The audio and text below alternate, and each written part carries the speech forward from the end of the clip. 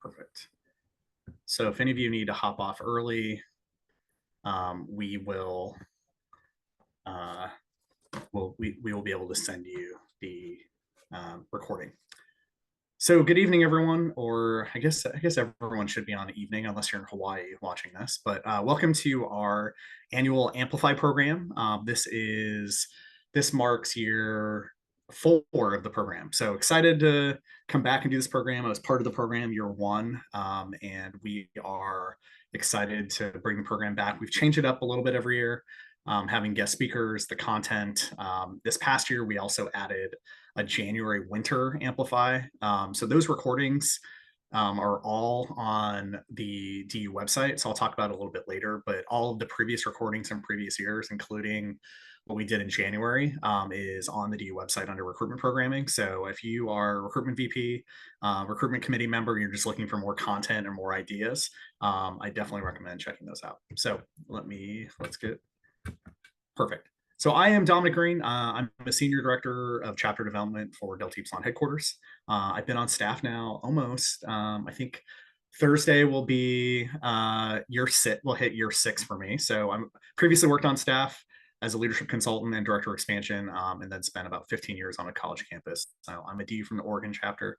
I guess Hayden and I are excited to be part of the Big Ten now. It's still kind of weird to think that Oregon is now part of the Big Ten, but go Ducks. So we were not in school together, but I did initiate Hayden when our chapter came back in 2014. So I'm excited to be here, and Hayden will be joining us in a second. So I'm going to get right into this, the program. In a second, I will give you the outline of the program. The design of the program is really to be able to have a few, obviously, in-person programs, but this really was designed to give you all some specific tools and resources going into the school year, right? Growth is really important for Delta Upsilon. It's part of our strategic planning process, not only as a fraternity and chapters, but for associate chapters, we want to make sure that we're continuing to grow.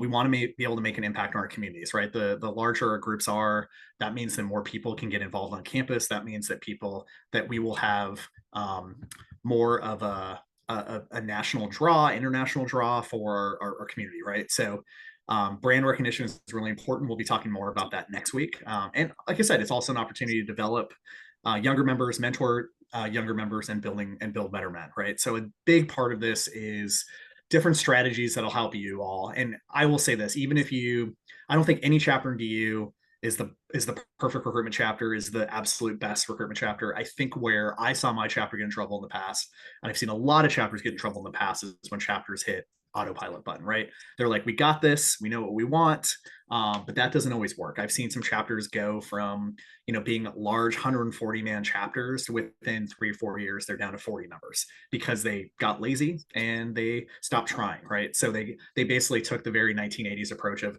we'll wait for them to come to us. We're so awesome, everyone will come to us. So this is a great opportunity for you all to sharpen your tools, to ask questions, to really make sure that we are providing a good opportunity for you all. And like I said, whether you're part of a smaller chapter, mid-sized chapter, large chapter, whether your recruitment is in the fall or your primary recruitment period is in the spring, there's a lot of opportunities, of things we'll be talking about the next couple of weeks that will help you prepare for the fall. So a lot of this program, and Hayden and I framed this earlier in the spring, about a lot of this can be opportunities to train the trainer, right? So if you're on the recruitment committee, if you're a VP recruitment, if you're an advisor, how can we prepare the rest of the chapter to be fully on board with recruitment, to want to be part of recruitment, and to be part of this community? Perfect. So overview session, we're going to do just a overall general recruitment 101, talk about roles and responsibilities. What does that look like to be part of a recruitment team? And then we're going to do a deep dive on recruitment events this week. So some of this, if you participate in the January session, there might be a little bit of overlap, but we're doing a little bit of a deeper dive on some areas, specifically because fall happens to be, for most chapters, the majority of our chapters happens to be a primary recruitment period for us. So what does recruitment season look like? We use a lot of sports analogies. Hayden and I, we obviously went to a football school, but a lot of this is preparation, training, marketing, branding roles.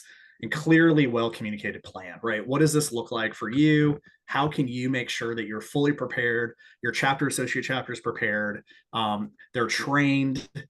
You have your entire plan clearly laid out, right? So we're going to go into all of this in the next couple of weeks, but we really have an opportunity for you to really take ownership now to make sure you're fully prepared going into the recruitment. The last few years since I've been in this role, we're primarily working with our newer groups, our expansion groups, our recruitment issue groups. We've seen a lot of issues where a lot of the downfall of the chapter was just completely cluster going into recruitment. There was no preparation. There was no training. We kind of just like said, let's just wing it and see how it goes. And that did not go so well for some of these chapters. We overall as a fraternity, we actually had a lower recruitment year than previous years, and probably the last 5, 6, 7 years.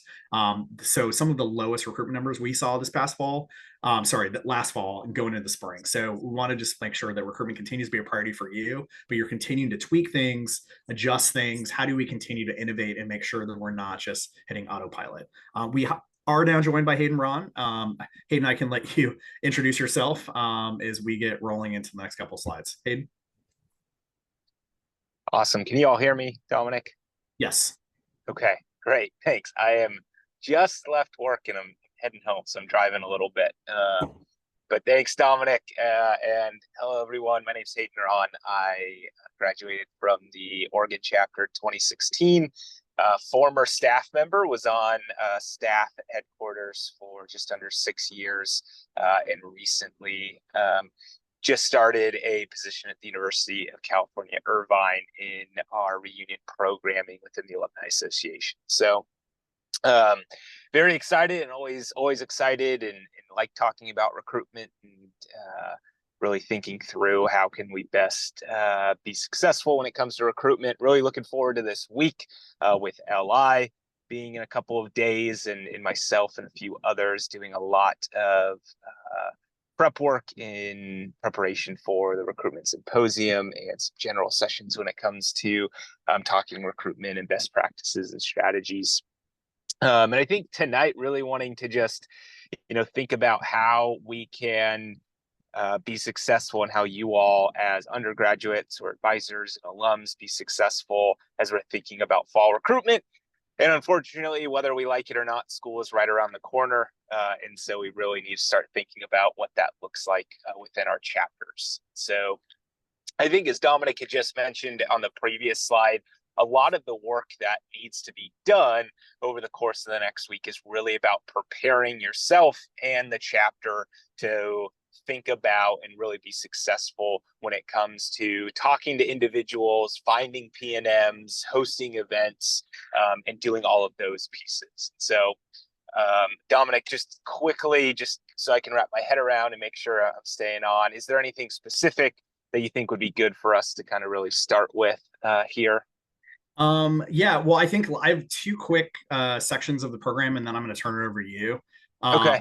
But yeah, we'll get rolling in about 2 seconds. I'm just going to quickly cover the model, and cool. Then we'll specifically talk about. I think specifically, I wanted Hayden to come on because Hayden had the unique ability. He was a former VP recruitment, and then he worked for us. So he's not only coached and seen a lot of things, but also was in your guys' shoes on how to best prepare the chapter, best things. I always say this, what was some of the things Hayden wish he knew when he started the role as VP recruitment. I remember I think I was there when Hayden started the job, started the role, and the chapter was very successful in recruiting, but there's also a lot of things that kind of roadblocks that you hit, and things don't always work out well, right? So we're not just going to talk about how recruitment's the easiest thing in the world. Because we all know sometimes it works and sometimes you have to try about 20 different strategies. And I think perseverance is a big thing in the recruitment process. But real quick, I just wanted to do a refresher for all of you on this call. The 5-step recruitment model is something that's been around for 30 or so years. It's a simple way to break down recruitment. And a lot of recruitment is it comes down to friend raising, right? It comes down to promotion of friendship. We want to meet them. We want to make them your friend. We want to introduce them to your friends. Then we introduce them to fraternity, right? So a lot of what I think sometimes chapters, we talked about this in the spring earlier, but some chapters automatically jump from meeting them, into introducing them to fraternity, or jump from step 1 to step 5, asking them to join without making them your friends, without any kind of rapport building. There are times you're going to meet someone where someone is going to, it's just going to click, right? This person just automatically is, yes, I want to be a DU. I mean, I was kind of that way within one conversation with DU. I was completely sold. Even though I checked out other chapters in the recruitment process, I knew that DU is for me. So I think there's some times that, and I'll let Hayden chime in, but if there's any other suggestions on how to do this, but think about this when you're, some chapters are afraid of recruitment. Recruitment is a dirty word because they just don't like the process of going out there. Recruitment, what someone once told me, is the art of awkward man flirting, right? That was not my quote, but I thought is kind of true, is that sometimes recruitment can be awkward if you've never been on the other side before. So what can you do as a recruitment team member to help get your chapter realizing that recruitment is really just friend raising? And how do you make them your friends? What does it look like to connect with people in class and other student organizations you're in? What does it look like to introduce them to your friends who might also be your fraternity brothers? And then what does that look like to introduce them to DU and ask them to join, right? So I think we don't need to make this process too overcomplicated, but I just wanted to break it down that this is a really simple way of thinking about recruitment as we kind of frame our conversation for us tonight. Perfect. Next, real quick. So actually I'm going to kick it over to Hayden. So we wanted to give Hayden some time to think about, is in your role, we just talked about what kind of the basic fundamentals of recruitment are, and we're going to talk a little bit about kind of what does it look like to be a VP recruitment and be on a recruitment team. But Hayden, from your perspective, we talked about preparation and talked about maybe the best advice you've ever received. So I'm going to kick it off from you, is from a starting point, is as they're thinking about, for some of you, recruitment starts in 3 weeks, 2 weeks, and some of you it starts in a month or 6 weeks. But where should their mind be right now, and how can they best start moving and making sure that they're as organized as possible and not wait until they get back to campus? For a lot of you, you're not back on campus yet. So what do they need to do now to make sure they're as prepared as possible going into the recruitment season to best prepare themselves, the recruitment committee, the chapter, to make sure that everything is good to go? And I'll turn it over to you. Yeah, I think the first thing that comes to mind, and I didn't know this when I first became the VP of recruitment, but quickly realized how helpful it was, is being on top of your recruitment committee, your recruitment chairs, and having weekly virtual check-ins if you're not back on campus yet. Once you're back on campus, weekly in-person check-ins, and then pretty much every other day kind of check-ins, either collectively in a group chat or a group me, or individually with your recruitment chairs and your recruitment committee, on really, hey, where are we at with the different tasks that you've delegated and assigned to guys? What follow-up has been done with certain P&Ms? Where are we at with the planning of social media marketing or event planning, or have we confirmed that we do have this space on campus that we think we're going to for an event? I've seen that time and time again with chapters where that gets, they think they have the quad reserved, but because they weren't meeting regularly leading up to recruitment, they show up and the quad's not reserved, right? They get the date wrong for IFC recruitment again because they weren't communicating, and they weren't taking the time every single week to meet and go through what that looked like. And I think this is the best time to do it, right? Like, I'm going into August. I've got my recruitment committee, my recruitment chairs. If I don't yet, I'm thinking about getting those guys confirmed as soon as possible. I'm finding a time where every single week we're going to meet and we're going to consistently, for at least an hour, talk about recruitment. What are our goals? What do we need to hit? What does that mean? Where are we falling short? Who do we need to pull into the conversation? And then on top of that, as a VP of recruitment, I was meeting with my recruitment chairs individually pretty much every other day. By meeting, I meant texting or actually meeting with them or calling them just to check in to make sure they were on top of it. Because I didn't again realize this as the VP of recruitment, but quickly realized it's like, yeah, everyone's got a life outside of this, and it can very quickly, things can fall by the wayside on the chapter side of things, the fraternity side of things, if somebody isn't being followed up with. So I think that was a huge thing, and I think especially leading into the semester or the term is vital, because once the semester hits, you're going to be busy with other things. And so take this time that you have the next 3, 4, 5 weeks to really set those habits now, so that once you get back on campus, it's easy, it's smooth sailing, and you all have a good like habit and routine.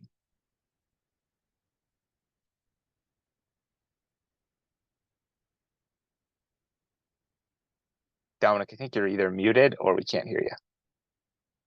All right, hi. I should know how to use Zoom by now. I totally agree with you, Hayden. I think sometimes too, I saw this too with my chapter. I was very involved with IFC recruitment. I was chapter president, was on exec for 3.5 years, my chapter. So I was very involved in recruitment. I was never VP recruitment, but I did see often that guys just were completely checked out until they got back to campus, even if they're on the recruitment committee, right? So this is where starting to check in now and starting to do virtual nowadays with Zoom, you have plenty of virtual opportunities to connect with each other. And I think whether, like as Hayden said, it could be text, could be updates. And we'll talk about a little bit about breaking down roles and responsibilities, because I think that really helps you when you're planning, if you are in charge of recruitment, or however you want to break that down. But if you delegate those responsibilities and give everyone specific roles, I think that really helps the chapter get prepared, right? So Hayden, what are some of the, I think some of the best things, I know you and I have talked about this previously. I think one, not only is it a CP requirement, but there needs to be a time to prepare the chapter for recruitment, right? To whether it be an orientation, whether it be a day, 3 hours, 4 hours, a full day of recruitment training, to make sure that everyone is on the same page of what is our message, what are we looking for, how do conversation skills, right? All of those things. So what are, besides that preparation training, what other things off the top of your head, because obviously we talked about getting everyone on the same page, but should there be how would they best set goals, Hayden, right? So we'll provide as a fraternity specific recruitment goals based on the last 3 years of recruitment for the chapter, but what does that look like, Hayden, to kind of set goals, realistic goals, and maybe stretch goals for a chapter when they're going into the recruitment process? Yeah, that's a great question. And I think, Dominic, talking about goals before I get there, I think a couple other key pieces that I've seen chapters do really well when it comes to preparing the chapter for recruitment, on top of, hey, we're going to have a half day recruitment training, we're going to bring in pizza, we're going to, go through that training and then, hang out afterwards. And so they kind of make it a more enjoyable time together, other than just, hey, come to this 2-hour recruitment session and then everyone can kind of go do their own thing. So I think just to add on to that, Dominic, like make fun of it. Like I know when we did it for half a day. That was the time that everyone got the recruitment t-shirt. So everyone was like excited to get that. And then actually afterwards, because the day we did it was like the weekend of move-in, we then split up into groups, and then guys went out and tried to talk to as many freshmen as possible in the residence hall and the dining hall. So we were like, hey, let's have fun with this. And then at the very end, let's all come back for the guys who want to and just hang out for the rest of the day. Because one, we hadn't seen each other in a while either. So we kind of combined this whole brotherhood recruitment training aspect to it, which got guys really excited. I think the other piece is leading up to that, like we made sure guys had like their social medias updated. So this was back, I mean, I'm not that old, but Facebook was a huge recruitment tool for us. So we made sure everybody's like banner photos were changed to our recruitment schedule. We made sure our groups were created. I've seen some chapters create like the interest form, and they get all their guys or most of their guys to put that in their bio and like their Instagram, of like, interested in Russian DU, fill out this form. It's just, again, small things that they're getting the collective group to do, because you never know who's going to look at Dominic's social media, that we have no idea, and he's going to fill out that form, and next thing we know, we're recruiting Dominic. So just small, easy things that can get the chapter involved. I think in terms of goal setting, I know when we started Amplify DU, and in my role with growth strategy for the fraternity, when I was working on staff, we really looked at the previous 3 years, and really thought about, okay, what did a chapter do over the 3 years in terms of recruitment, and also being realistic and understanding what we know that chapter can do on campus, right? So, I see chapters who they've struggled maybe in the past with recruitment, and, they want to have a huge recruitment class, and so they go, we're going to recruit 25 guys, and that might just be a little unrealistic, right? Like, you've got to be a little bit honest with yourself, where you say, hey, realistically 15 would be a great goal to get us motivated. Our stretch goal would be 25, but 15 would really be where financially we would be good. It really would allow for us to be successful. It would be more than what we've seen in the past. It would increase our chapter size, but it keeps guys motivated, and it keeps guys saying, hey, we can get to that number. I've seen chapters do it where, they have too high of a number, and in the rest of the chapter saying, I don't think we're ever going to get to that number. So now those guys aren't really motivated. So again, having those conversations as an exec board with your advisors, with your alums, and really thinking through what's that number, but also not selling yourself short, right? I've seen chapters who go, hey, our past couple recruitment years have been 4 guys, 5 guys, 6 guys. And they've been all really great guys. And in reality, it's like, hey, you all should really be at 12, 13, 14, right? And so that needs to be your goal, and really pushing yourself to get there, and thinking about what those 12, 13, 14 guys can do for your chapter. Like, I've seen chapters who are like, man, we typically recruit 4, 5, 6. We really put an emphasis on getting into the double digits. They recruit the double digits, and you ask them, how's the semester going? And if they're doing it right, they're saying, it's great. There's more of us. We can do more things. We're having a lot more fun. There's more money coming in. And it gets guys really excited, right? And so I think that is a great way to frame kind of, what are those goals? What do we want to accomplish? Where do we want our chapter to be? And really thinking about that growth in a really smart, intentional way, and really setting yourself up for success. And I always tell groups, the amount of VPs of recruitments and presidents who have heard this from me, I'll ask them, hey, Dominic, what's your goal? And they'll say 10. And I go, did I hear 15? Right? Like, I'm always going to push them a little bit more, because my mind is, hey, if you're going to not reach your goal of 15, if you don't reach 15, you might get 10. Amazing. If you don't reach 10, you might get 5, and that's not very good, right? And so really thinking through that piece there. I think the last piece, and Dominic may talk about this tonight or throughout the program, I know we'll probably talk about this a little bit at LI, is really thinking through what is your goal, both in recruiting guys, but also thinking through the retention piece. And so I think a lot of groups, look at it and go, hey, I'm going to go recruit 7 guys. And if I'm only retaining 80% of that, 80% of those guys are staying in the chapter. So the chapter's kind of growing, but not really, right? If I go recruit 17 guys and I'm retaining 80% of that, knowing that, guys are going to drop because they transfer, they don't have the grades, finances come in to play, there might be some behavioral issues. 80% of 17 still going to be good growth for my chapter. And so really thinking through those levels as well. And obviously Dominic, myself, and staff can help you kind of think through what realistically makes the most sense. And we're always going to be there to push you, right? Like, the amount of, again, chapters that I've pushed to say, I don't think that that's high enough for you all realistically. I think you all can be here, and really talking through how I think they can get there is really important. So Dominic, I don't know if you have anything to add. I know that there was a lot in that. Yeah, no, But I think, yeah, I think just thinking too, that if you don't hit your goal for the beginning, like your formal, I'm using formal in air quotes, your formal recruitment period, that you can then continue and commit to informal recruitment, right? So you can make that shift where a lot of your brotherhood programming, the retention opportunities that Hayden just talked about, become recruitment opportunities, right? So if you all are studying together, you're going to the gym together, you're going to sporting events together, whatever that looks like, brotherhood events, those can be informal recruitment events that don't feel like recruitment, right? I mentioned before that recruitment can kind of be a scary word to some chapters or to some people in a chapter, right? Anxiety hits, you're like, what am I going to say to these guys? Or I always laugh when seniors say like, oh my God, I'm too old.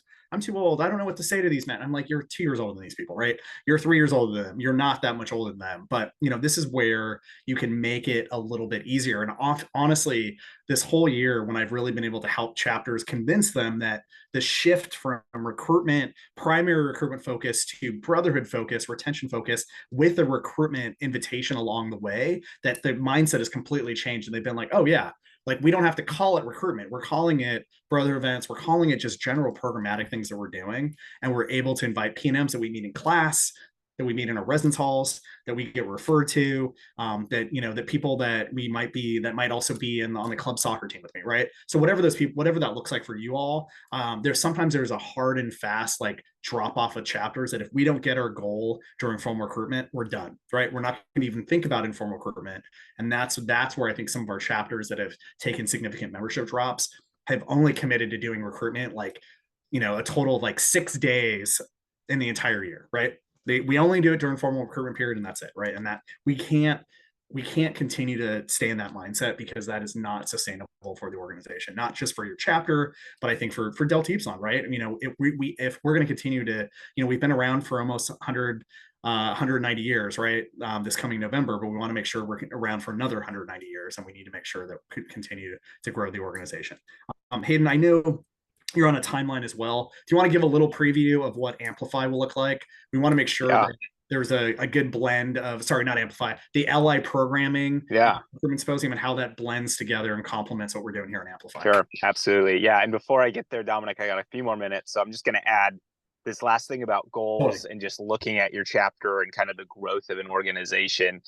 I think the last thing I'll say, and I saw this a lot, and I know Dominic has too, and we've had conversations with countless chapters about this. I think a lot of chapters get very comfortable in their size, specifically smaller chapters. And that's totally fine. I get it, right? Like smaller chapters, you feel more connected, all of these pieces. But I think I may have caught it when I jumped on at the very beginning that Dominic was saying, is what that does is it puts a ton of pressure and stress of needing to recruit well constantly. And every group should be recruiting well constantly. But I've seen chapters who are saying we really are comfortable on campuses where they should be a lot larger and can be. You know, I'm really comfortable with being a 30-man chapter because everyone knows each other and all of these things. And so we're going to set our recruitment goal to, you know, 6 or 7, right? Well, what does that do? And Dominic and I have seen this. They have one bad recruitment cycle. You know, they weren't prepared. Something happens on campus and with IFC, and next thing you know, they don't recruit they only recruit a couple guys, and a bunch of seniors are graduating, and now they're a 15-man chapter, right? When in reality, you can continue to have those strong bonds and relationships with a chapter in 40, 45, 50, right? Like those are definitely doable. And because there's other things that the chapter should be doing, I know in my experience, we were a 50, 55, 60-man chapter, and we enjoyed the heck out of each other consistently because we were doing so many other things, right? So I think I'll just put the plug in there. I know Dominic and I are two people who will always challenge that notion, especially depending on the chapter. I know some chapters, you know, by nature of the university and the IFC and all of this, like they're doing everything they can, and that size is kind of where they're at. And we get that because every chapter is different. But there are some chapters out there where there's always going to be the challenge of you need to grow, and you're on a campus and you're in a community that you can do that. So just wanted to throw that out there, Dominic, as well, because I think that's an important piece when we're talking about goal setting. Yeah, absolutely. Yeah. So really excited for LI starting Friday. Myself, Jacob Ellis, who is a former staff member, Purdue 16, current Purdue chapter advisor and longtime volunteer, and then Mark Gierke, another former staff member, longtime volunteer, and actually the individual who recruited me into the organization at Oregon. We all are doing the Friday recruitment symposium, our Saturday panel, general session panel, and then some breakout groups. And then Jacob, myself, and Kansas State advisor Kat Lopez will be doing an alumni session for the AVC Alumni and Volunteer Conference. And so the focus will be on a plethora of different pieces. The main focus really is about kind of the key areas of recruitment. So when we think about kind of, you know, certain myths that guys always bring up, like how are we actually debunking those myths? How are we finding potential new members outside of maybe an IFC no bid list? How are we setting up our events for PNMs to have the best experience for them wanting to come back? How are we, you know, working through bid closings, right? And how are we talking about how do I actually have a conversation with a guy about joining and responding to whether it be a yes or a no. So a lot of great information that will happen. If you are going to LI, really excited to see you there. If you have a chapter member who is going to LI, please, please, please encourage them to come to the recruitment symposium, take really good notes, and be ready to share out the information with the rest of the chapter. I personally don't know if there are a better group of individuals between Jacob and Mark that could be there talking about recruitment, and the fact that, you know, they're taking time out of their very busy schedules to come to LI and volunteer and give their expertise is huge. So again, I think it's going to be a great few days at LI, always a great few days at LI, but specifically for recruitment. So I'm excited. And then obviously that will transition nicely into all the other pieces that you're talking about with Amplify for the next few weeks. Perfect. Yeah. And I have a slide later on. So Hayden did a great job plugging it. But if you're, depending on if you're driving or flying to LI, so if you're already flying, you already have your flights booked. So an ideal world, Recruitment Symposium does start at 1 p.m. at the hotel. The province meetings will either start at 3 o'clock or 4 o'clock, depending on your province is a meeting is located, or sorry, it's either 1 through 3 or 4, 5, and 6. So if you get to the hotel at 1:30, come to Recruitment Symposium, right? So if it ends up getting in a little bit late, we want you to take part in it. We want you to show up. So I think a lot of chapters, at least 40 or so people who have registered have said they're coming to Recruitment Symposium. But if you're on this call and you have not made that a priority for attending, or you're going to leave a little bit later in the car ride, maybe try to leave a little bit earlier so you can make it by 1 o'clock on Friday. So let me know if you have any questions about that. But Hayden, I really appreciate it. Thank you for joining us today. I'm going to get through the other slides, but Hayden will hopefully potentially join us for another one of these coming up. But Hayden will also have an opportunity to plug Amplify at LI as well to make sure that we get more people, because we had about 40 or so people sign up for this call today. So we're excited to have, there's a lot of people have interest in what we're talking about. All right. Yeah. Thanks, Dominic. And looking forward to seeing you in a couple of days. Okay, perfect. Thanks, Hayden. All right. Bye. All right. So what we're going to do is a quick snapshot of what is your role in recruitment. So everyone's going to have a little bit different conversation about what the VP recruitment does, right? So I think some chapters just call them the recruitment chair. I've seen a couple different titles, whatever that looks like. We wanted to kind of just talk about this. So obviously you become the quarterback. I'll use a sports analogy.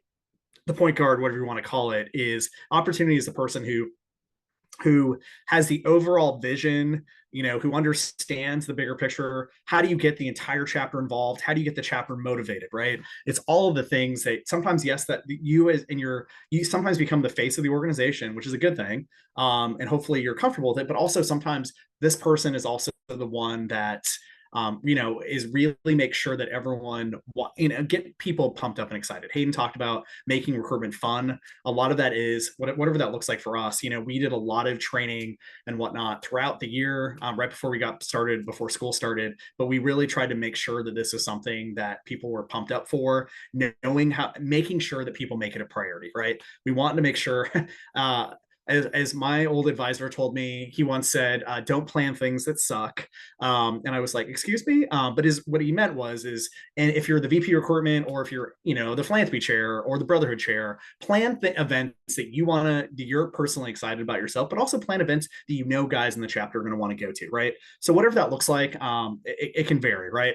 I will tell you this, my soapbox moment will just be that I've seen some of our highly successful, most successful recruiting chapters sometimes I've started moving to a 2-person VP recruitment model, right?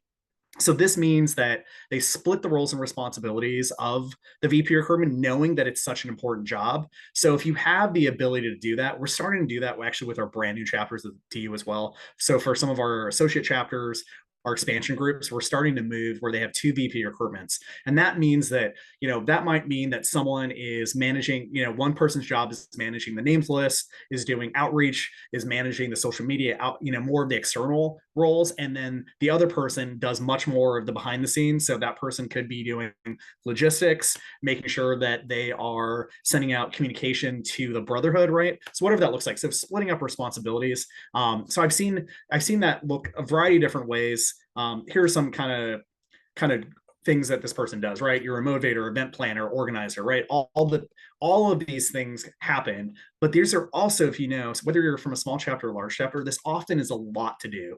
And I've seen a lot of chapters struggle sometimes. If the VP recruitment has something else going on in his life, this could be personal. It could be, you know, he just got a new job and we hit recruitment season and he can't make this a priority. Having at least another person there to take either pick up the reins or they split responsibilities evenly between the two of them, really make sure that we're not going to have a dip in recruitment. Hayden mentioned that it could be for a smaller chapter, sometimes one bad year can really hurt us, but also often I will tell you this, and I don't completely believe that it's always some chapters that they have a bad recruitment, they will automatically point the fingers at the VP recruitment. That's not always the case. You can't blame because recruitment is everyone's responsibility. So they can't just put all the blame on this one person. But if there is more people in the planning process and the overall decision-making process around recruitment, that would have made the chapter's life a lot easier. And they would not have had some of the issues they had during recruitment. So think about also who's on your recruitment team, right? So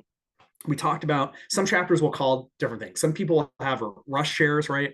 Sometimes you'll have former VP recruitments on your team. You know, who are your best recruiters in the chapter? And really, I've seen chapters really be successful is literally divvying up responsibilities. Maybe that one person is just responsible for social media, right? One person just does merchandise, right? One person just does has no problem doing cold calls, right? Has no problem if IFC or university provides a list that you can literally have that person be like, you know what, I'm just going to pick up the phone and start calling people. Some people, you know, sometimes a couple of roles in the chapter will be to start DMing people on Instagram, right? They find the class of 2028 or is it 2028 incoming, Instagram group from the orientation office, and they will go directly go out there. But they give very specific roles to people in on your recruitment team. And sometimes, like I said, I've seen anywhere between like 5 to 10 people on a recruitment team. Some chapters, it's 2 or 3 people per class. Sometimes it's who are going to be the best people. These people on your recruitment team do not have to be the most outgoing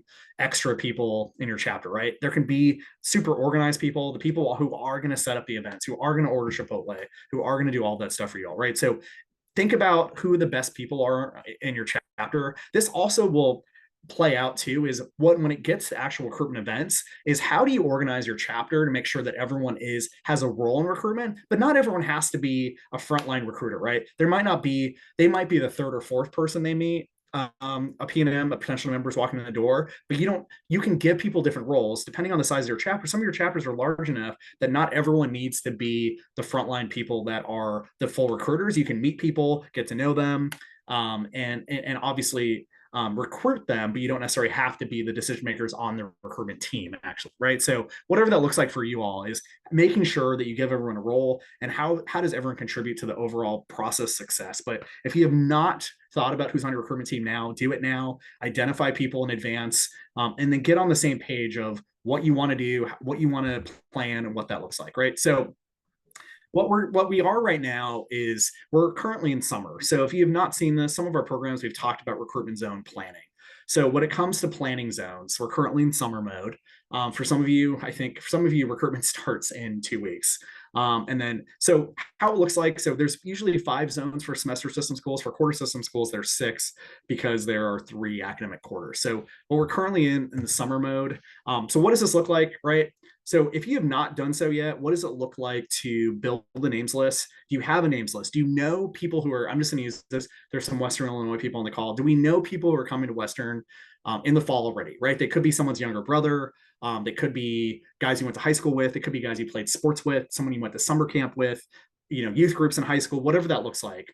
We want you to tap your constituents. Constituents can be alumni, friends, brothers. I've seen girlfriends, partners, whatever that looks like for you all is, are you asking for referrals to make sure that you already know some people coming to Iowa State, coming to Michigan Tech, right? And sometimes it's hard because you're like, I don't know anyone from my high school, but you might be surprised, right? So, but it might be, this is where you have to sometimes do some heavy brainstorming with your chapter. I would continue to do this because as they see things pop up on Snapchat or they see things pop up on any form of social media, being like, oh, wait a minute, that's like my sister's best friend's younger brother, right? Let's add him to the list. It doesn't mean you have to be friends with this person. We want to add this person as someone like, hey, I know I know Becca, through my sister, and her younger brother's coming, right? Whatever that looks like for you is, how do you make sure you're staying current on social media? And this is where I would start building your content now. We're seeing a lot of research say that incoming potential members are looking at your social media presence. So if you're not staying active, we're gonna have a specific session in 2 weeks specifically about social media, but starting to think about how are you getting ready for recruitment. And if you're not, making sure you have pictures of events, pictures of brothers. You could potentially spotlight things brothers did over the summer. I've seen some chapters will also spotlight specific brothers, a diverse set of brothers that are doing some really cool things on campus on what they're involved with, with potentially a quote of like why they joined you, whatever that looks like for you. And some of your campuses will allow you to do smaller events, meals, sporting events, informal things. So if you know some of these people that might be your cousin's best friend from high school, like you can have an opportunity to meet him, make him your friend, introduce him to your friends, introduce him to fraternity. You don't have to give him a bid, but there might be opportunities informally if that person's going to be in Macomb, in a couple of weeks, or that person, before school starts, or if they're going to be, if you're still in Chicago for the summer, and he might be in the hometown next to you, right? Whatever that looks like is, how do you connect with some of these people even before you get there? That might also just be a quick intros that they actually know a name with the face, and they, it's possible that a DU is the first person to reach out to them before they got to campus. So just think about that. I wanted to talk about referrals specifically. Is alumni referrals. If you don't have the network of folks, we can help you at headquarters. We can pull alumni lists for you all. If you want to send specifically alumni from your chapter, we can also pull a list of alumni in a 50-mile radius of Houghton, Michigan, right? So whatever that looks like for you. Undergraduate referrals really would be guys from your chapter. I think sometimes guys in the chapter, unless it's like a blood relative, they often don't think about the people they grew up with or people that they played soccer with, or summer camp, or whatever. I mentioned all those examples before. So what does that actually look like to have guys really come to their social media and really just pay attention and keep their eyes open or their ears open, and they hear about, hey, someone's coming to Iowa State this fall. Same with family and friends. This could be girlfriends, could be partners, and family, and just asking, who do you know who's coming to Iowa State? Who do you know who's coming to University of Michigan this fall? And just continue to ask people, because it could be next door neighbor's kid. It could be kind of an obscure, like, oh, it's my dad's coworker's son is coming to town. Like, you can get his contact information and hit him up, right? And hopefully maybe potentially hit him up before school even starts, before he gets on campus. Be like, hey, let me know when you get to campus. Stop by the house. We're gonna have free food, and get to know that person. So definitely, please utilize referrals if you're not already doing that. Talk about early fall. Hayden and I already covered a lot of this, and we'll go into more detail about this, but we've already talked about making sure that you are prepared as possible. If you do have some kind of formal organized recruitment weeks, University of Delaware, it's 3 weeks of recruitment. It's a long period of time. Making sure that you know what you're doing each day, right? You don't want to just go in and be like, oh, the bros are just hanging out. Like, is there activities? So I think we'll talk about this in a second. But we want to make sure that activities are interesting for the brothers. We've seen a lot of retention issues of getting brothers excited or interested in even showing up to recruitment events, because they're like, hey, I don't like recruitment. And they just leave it to like the 5 people on the recruitment committee to do all the recruiting for the chapter. And honestly, if you're a PNM and you're only seeing 5 people recruiting you like that, but the chapter is like a 50 plus man chapter, for me, that's a red flag, right? If you're not involved, even it doesn't mean they have to be the primary recruiters, to have people around and getting to know people. I mean, that's one of the reasons why I joined you. I was locked in because some of our older juniors, even though primarily our recruiters were the sophomore class, this is when I was an incoming freshman, our juniors and seniors who weren't as involved were some of the most impressive people still to this day, and they're the reasons why I joined. Right? It was small conversations about connections that we made, or of sharing the same interests. I'm a huge sports dork and can pretty much follow any sport. So being able to have those conversations with those older guys, and I still remember those conversations. And I was going through recruitment at DU almost 30 years ago, right? So thinking about that and what that looks like for you. Finalizing a budget, social media marketing plan, campus involvement engagement. What does it look like to get involved and attend things that are happening on campus? We'll talk more about that in a second. So I want to talk about recruitment planning. This is where those of you that are still on the call, we wanted to make sure what kind of things we take into consideration to plan a successful event. So if you're thinking about a recruitment event, this is any kind of event, brotherhood event, philanthropy, social event, recruitment event. Sometimes Hayden mentioned like room reservations, right? So if you have an opportunity, if you're still close to your computer or on your phone in the chat box, if you want to put in there. So I mentioned room reservations or like event registrations. What are some of the things that we need to make sure that we need to take into consideration to plan a successful event? Any ideas? So one of the things Hayden mentioned venue, right? Sometimes that's really important too. So we want to make sure it's venue, room reservations, accessibility, time and travel. Yep, food, that's huge. Location. Some guys are really picky. I know I've worked on campuses before where sometimes if it's a food that's local to your campus or something that guys might miss from back home, it's a good opportunity to put that. I also know that P&Ms love Chipotle for some reason. I mean, there's other Mexican food out there, but it's easy and they do catering, right? So we want to think about food, location, quantity. We want to think about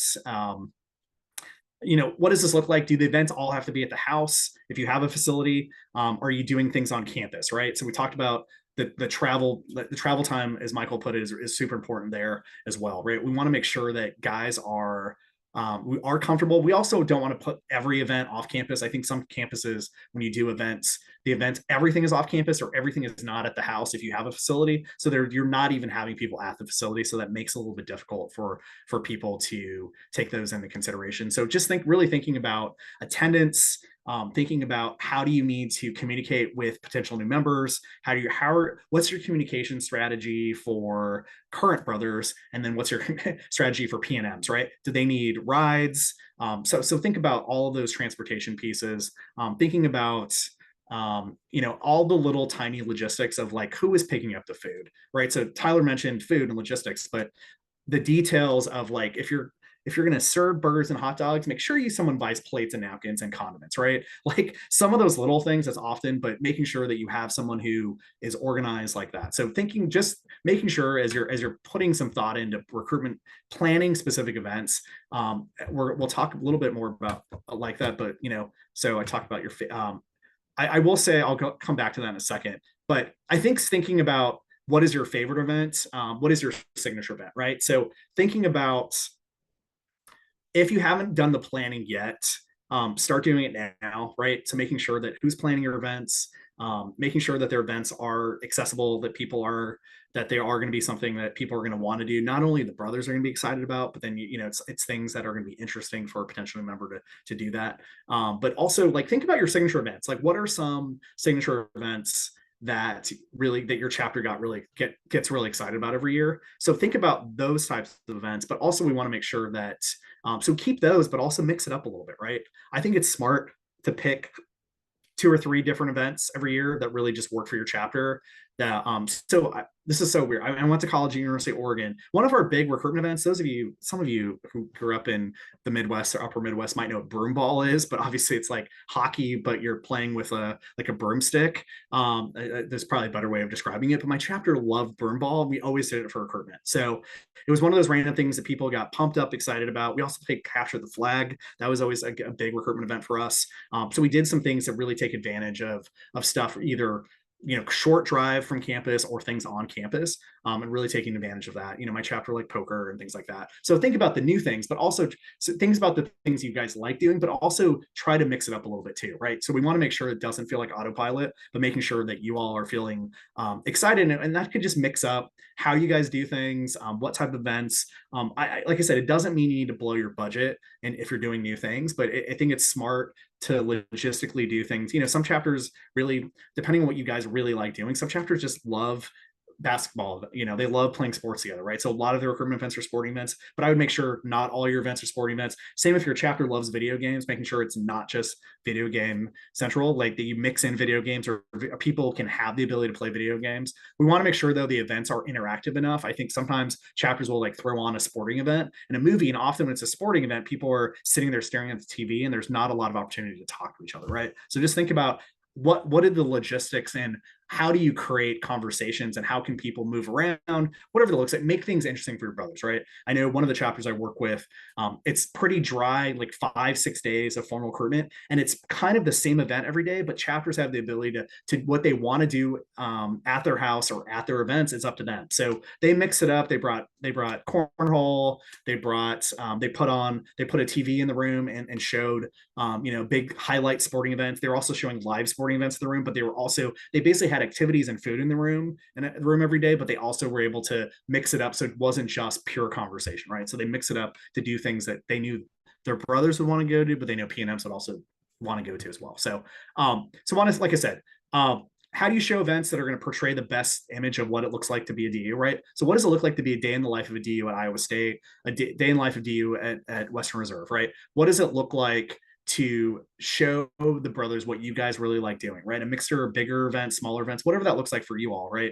So I think sometimes chapters, depending what you all have done, and we'll definitely talk more about this at Leadership Institute as well, is needing to get brainstorm ideas of what, just if you just need ideas for events. I do recommend looking at the Brotherhood event. There is a resource on the DU website called the Brotherhood event activities list. It's under the VP member ed tab on the resources page, but there are a lot of those events on the Brotherhood events. It's a 3-page document. Also could be recruitment events as well. I mentioned diversify events, making sure that you're mixing things up. So it's not just sporting events and not just video game events. We already talked about being fun, but just think about your budget. You don't need to blow your budget. It doesn't have to be. Think about taking advantage of free things, taking advantage of things that already are happening on campus as well, right? So involvement fairs, transfer student events, what are all, your campus often has a lot of free stuff. Spring semester, fall semester, whatever that looks like, is welcome back events, right? So there's going to be a lot of free concerts. I mean, my office used to plan this. I was the former director of student involvement at American, but a lot of my office just plans stuff primarily to entertain the new freshmen, but all those events were open to campus, right? So I would highly recommend looking at your student involvement pages, student activities pages, seeing what's open, making sure that you guys are wearing letters on campus, wearing those things, those events, and just getting to know people, right? You're going to naturally just bump into people. I mean, we hosted bingo, there was a carnival event, there was a lot of ways for chapters to interact with people. We didn't care if because we wanted people to be at these activities events. So we wanted to make sure though that people get that and you're going to these events, right? Also trying to figure out, Hayden talked about how they did like a half-day recruitment training event, but then they also jumped on campus to really figure out, where do freshmen eat, where do they hang out, what organizations do they join? So what does that look like for all of you? Comes in the planning phase, and the recruitment training phase is really mobilizing and getting out there, right? So I know my chapter would budget a little bit of money to be able to pay for people's, for meal swipes, if you don't have meal swipes, to be able to go eat at the freshman dining halls. There's a lot of new freshmen that I was one of those freshmen too. I was from out of state, and I remember eating by myself. And honestly, yes, it might be a little bit awkward at first, but if guys just sit down and be like, "Hey, can I sit next to you?" and just strike up a conversation, right? So, what does that look like for you all to, go to student center, go to the dining halls, and just the organization piece is key. I've seen a lot of major growth in a lot of our chapters and associate chapters across the country. Is being strategic about what chapters you're involved with. I know a lot of you are busy with like work and life and whatnot, but having everyone in the chapter try to be involved in at least one thing outside of DU, I think is really important, because that is sometimes huge pipelines into getting people involved in other organizations. So I was involved in a couple other organizations on campus as well, and it was hard sometimes to balance that, but doesn't mean you have to be in a leadership role, but it does mean that you can just meet people through that organization. So it could be a religious organization, could be a sports club. It could be something, so there's a lot of outdoor adventure groups, right? It's really asking your guys of what are they really passionate about, and are there clubs or organizations on campus that could be pipelines for people to join. So just think about that, and how do you take advantage of that. So Hayden mentioned before, if you're coming to LI, it's 1 to 5 p.m. in the library room in the Grand Hyatt. So 1 to 5, if you're going to come late, fine, just come. You can check into the conference and then go straight into the recruitment symposium. This is a program, traditionally sometimes it's been in January, sometimes it's been part of RLA, but this year the emphasis is going to be the start of LI. So please attend, or please tell the guys from your chapter if you all are not going to LI, please tell them to attend this program. So it's going to be really valuable. Future Amplify sessions are Tuesday, August 6th. So that's going to be the Tuesday after LI, so next Tuesday, and then the Wednesday after that. So they're always going to be at 8 p.m. Eastern, 7 p.m. Central. Moving forward, we are going to specifically talk about marketing. We're going to talk about training and making sure that you are best prepared to train the guys in your chapter. We do have, like I mentioned before, on the programs page on the DU website, there is recruitment programming and a lot of recruitment resources around there, but specifically old recordings for this. We do have a train the trainer program, but I'm going to go into more detail in a live session for you all. So if you have questions, we'll go into that next week as well. Just wanted, as we just wrap up, in the chat box, if there are specific needs that you have or specific ideas or things your chapter just needs more help with, what I can do is if you want to put stuff in the chat box, I can also stick around too if there's specific needs from your chapter. So if there's like, you'd like to learn more about utilizing alumni in the recruitment process, right? That's just an example. But if there are specific ideas, what I can do is we don't have to spend another hour talking about it right now, but I can make sure I infuse some of that stuff into the next two Amplify sessions. So I'll give you all a second, but that's it for this week. But thank you again. If you did not put your name in the chat box, please do so. But I think I got everyone so far. But any questions or needs, put those in the chat box. If not, if you just want to stick around, we can do that as well. But just wanted specific things. One of the things we are talking about, and we'll try to get this finalized by next week, is we want to give every chapter a recruitment coach. So the chapters that have high recruitment needs, people that just want to have a specific person to work with to bounce things off of. My phone number, this is my cell phone number. So feel free to take a picture of that. If there's specific questions, or if you want to just talk through your recruitment planning, kind of where your concerns are. A lot of chapters the last couple of years, the biggest concern for them has been getting brother involvement and getting people involved and engaged. So whatever that looks like, myself, Hayden, we have two new staff members, Josh and Sam, that are also going to be recruitment coaches, along with a few other DU volunteers who have been former consultants for us. So we're about to implement that to really allow you to have recruitment coaches for the recruitment season. Ideally, they'll get appointed by next week. So please let me know if you have any other questions. I am going to stop recording, but I will go from there. So